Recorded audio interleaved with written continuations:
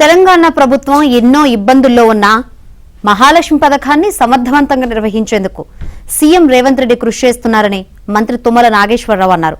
ఖమ్మంలో జరిగిన మహాలక్ష్మి సంబరాల్లో తుమ్మల నాగేశ్వరరావు పాల్గొన్నారు. ఈ సందర్భంగా మహిళలతో కలిసి ఆర్టీసీ బస్సులో ప్రయాణించారు. ప్రజలకు ఇచ్చిన అన్ని హామీలను నెరవేరుస్తామంటున్న మంత్రి తుమ్మల నాగేశ్వరరావుతో మా ప్రతినిధి శ్రీధర్ ఫేస్ టు ఫేస్.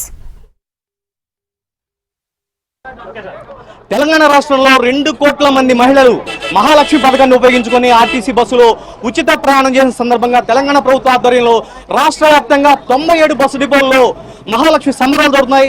ఖమ్మంలో జరుగుతున్న సంబరాల్లో రాష్ట్ర వ్యవసాయ శాఖ మంత్రి తుమ్మల నాగేశ్వరరావు పాల్గొన్నారు. సార్, ఈ రోజు మహిళలందరూ కూడా సంబరాలు చేసుకుంటున్నారు. మహిళలు ఉచిత బస్సు ప్రయాణాన్ని పొందిన పరిస్థితి మహాలక్ష్మి పథకం ఉంది, ఏమంటారు మీరు? ఇక మహిళలు సంబరాలు చేసుకుంటే మనం కాదనేది ఏముంది? మేము ఎన్నికల ముందే సోనియా గాంధీ గారే ప్రకటించారు, మహాలక్ష్మి పథకంలో అత్యధిక ప్రాధాన్యత కలిగింది ఉచిత బస్ సర్వీస్.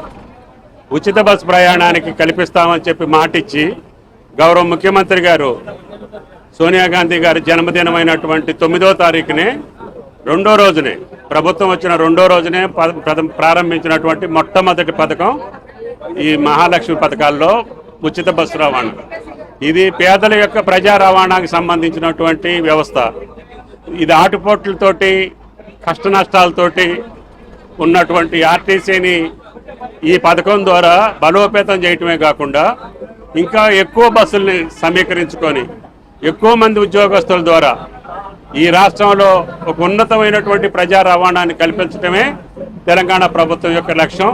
దాంట్లో భాగంగానే ఈ పథకం విజయవంతంగా నడపటం మూలాన ఇప్పుడు పక్కనున్నటువంటి రాష్ట్రాలు కూడా ఈ పథకాన్ని అవలంబించాలని చెప్పి ముందుకు వస్తున్నాయి. అది మా యొక్క విజయం కింద లెక్క. ఈ మహిళల మోములో చిరునవ్వు. వాళ్ళకు వచ్చేటటువంటి ఇందాక కూరగాయలు అమ్మే అమ్మాయి మాట్లాడింది, ప్రైవేట్ టీచర్ మాట్లాడింది, బడికి వచ్చే పాప మాట్లాడింది. కాబట్టి వాళ్ళ యొక్క ముఖంలో ఆనందాన్ని చూసినప్పుడు వాళ్ళకి ఆర్థిక పరమైనటువంటి సులుబాటుతో పాటు ఒక భరోసా, ఒక ధైర్యం, నేను వ్యాపారం చేసుకోగలుగుతా, నేను చదువుకోగలుగుతా, నేను ఉద్యోగం నిర్వహించగలుగుతా అని ఒక కాన్ఫిడెన్స్ ఇచ్చినటువంటి పథకం మహాలక్ష్మి పథకం. మేము ప్రవేశపెట్టిన రోజు కూడా ఇంత గొప్ప ఫలితాలు వస్తాయని చెప్పి మేము భావించలేదు. కానీ ఈ సంవత్సరంన్నర కాలంలో అనుభవాన్ని చూసినప్పుడు, ప్రజల యొక్క అనుభవాలు మేము వింటున్నప్పుడు మాకు గుండె నిండా సంతోషం ఉంది.